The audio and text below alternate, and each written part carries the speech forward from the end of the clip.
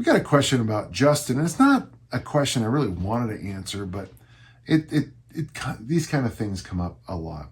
Mike Mentzer talks a lot about training the late Mike Mentzer talks a lot about training one set to failure and doing the minimum amount of training to achieve the desired result.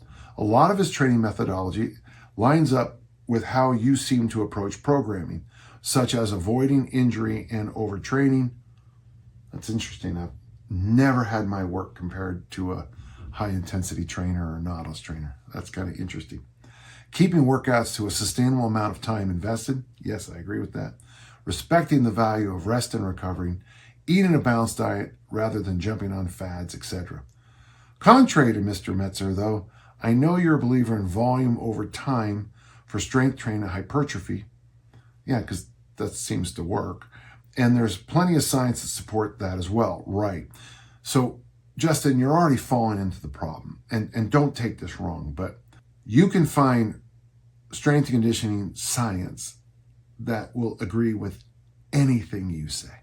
By the way, I'm a huge believer in isometrics for about 6 weeks. I've proved it several times with myself, many of my clients, that, training at a specific place, a certain part of a lockout really does work well. But the problem is once you've done that, it's not kind of repeatable in the same spot. I've been getting a lot of materials in the last few years from people who are retiring their strength and conditioning libraries. And I've been going deep into a lot of the isometric work that people did in the early 60s. And I got to tell you, it's still valid to talk about today.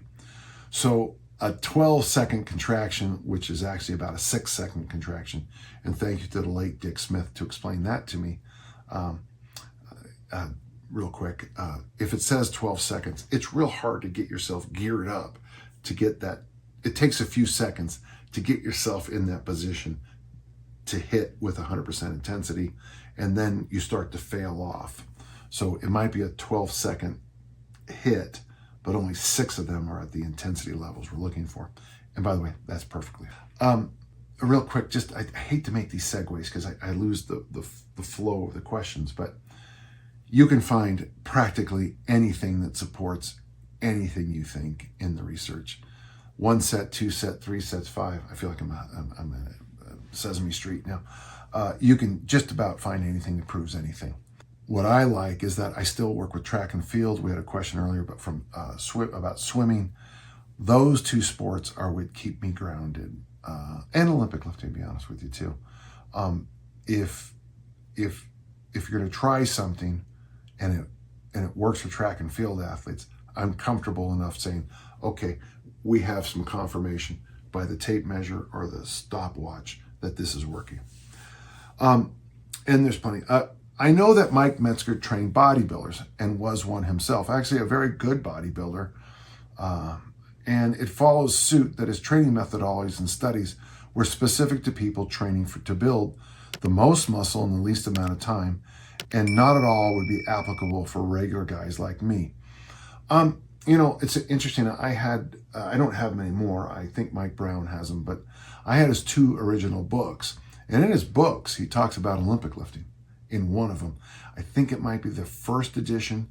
And one of the things when you read his books, at least the mass marketed ones, is when you get to his advanced bodybuilder section, it's a couple of pre-exhaustion things. And frankly, when I remember getting the books, I was a little disappointed. But there's probably been more written about him since he died than he wrote in his lifetime. And there's all these additional things that I don't know if he said or didn't say, but there's volumes more of his work. So here is my question. What value do you find Mike Mentzer's body of work, and where and how, if at all, do you think regular guys like me could benefit from implementing some of his training principles? The knock I always had, and I'm not proud of this, but I spent 2 full years of my career. I bought into Nautilus training 100%, and I did everything. I have my journal entries back there, and I do note some changes in my body, but it broke my heart to watch my discus go from 190s and farther to 170s, 160s, and 150s.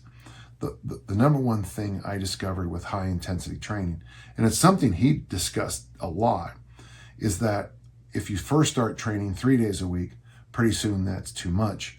So you have to drop to 2 days a week, or work out 2 days off, work out 2 days off, work out 2 days off. And you're constantly chasing less and less and less. I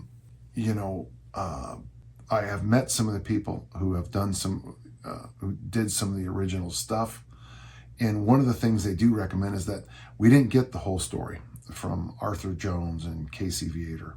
I have Casey's books in here, and they're very interesting. But I also talked to some people who said that's not really what happened. You can read all this, if you can find them, in the old muscle and fitness magazines when Arnold reported on going to Nautilus and his discussions with Arthur Jones. And of course, if you believe all of the legends that came out of there, good for you. But, it's legendary, which means it didn't necessarily have to happen. The value in this kind of one set to failure would be this, Justin, is that maybe there's a time in your life where you want to go to a gym and, if you have a good training partner, go to failure on a number of machines and go to absolute bone-crushing failure. If you did that 3 days a week for about 6 weeks, you probably would make good progress in certain things. It's always that 6-week problem. After that, your mileage may vary. I go online a lot, and I actually get attacked by a number of these people, which breaks my heart, because it's not like I'm in a fight with these guys. I won't say anything. Okay, I'm not. I'm not gonna. It's just not the way I do things. But I have a whole bunch of the copies of the Hard Gainer magazine and all that stuff, and the Minimalist Approach. One of my favorite stories, and he was a good friend of mine, Lane Cannon. He was a real believer in hard gainers, though interesting, he was not a hard gainer. But he got himself up to a 405 trap bar deadlift for 20 reps. Now, folks, that's a lot of reps with 405. Gave himself a break and then tested his max and got 425, which is not a great lift. And he called me right after it. He was my student, and then I was his coach. And this is probably 15, 20 years after he graduated. And we started training together. And actually, he was the one who helped me the most understand how this works. There's great value in high intensity training. There's great value in one set to failure. And then it ends. And that's the hard part. Now, it's interesting because I guarantee that our little friends on the HIT side are going to, because they check the Google every day, and they instantly flood into a site when you critique their materials.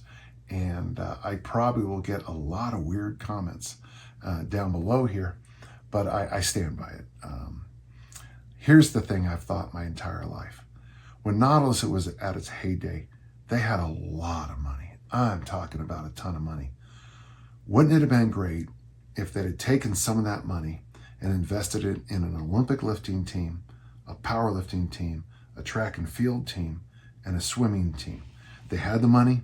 They could have made the facilities. It could have been a world-class thing, and had all those track and field athletes do these training modalities, as I used to read all the time, and prove it. If their throwers throw farther, doing one set to failure on the adduction machine, they're right, I'm wrong. And they never did that. With Olympic lifting, I remember the big thing, they used to always have a picture of Phil Grappoli. They would always say Phil Grappoli was demonstrating strength, not building strength. Phil's clean and jerk at 190 kilos, 418. He was simply demonstrating strength. Folks, I got to tell you from the heart, if you ever had 418 on the bar, I don't care what you're doing, if you move that bar, you're not just demonstrating strength, you're probably building it too. But that's enough for now. I'm never comfortable talking about this particular kind of training. I feel it's like talking about CrossFit. No matter what I say, the CrossFit disciples will come in hard, and or I talked about CrossFit one time, and someone said they're going to stop going to my channel because I talked about CrossFit. And I was like, you have to actually listen to what I said. But it's a tough conversation. A lot of people got very invested in this training program, and it's just something. I have a whole bunch of articles up there when it was in its heyday, and frankly, nothing said in any of those magazine articles can really stand the light of modern training. Okay, all right. Thanks a lot. Thanks for that question. Now I have to deal with all the repercussions. Thank you.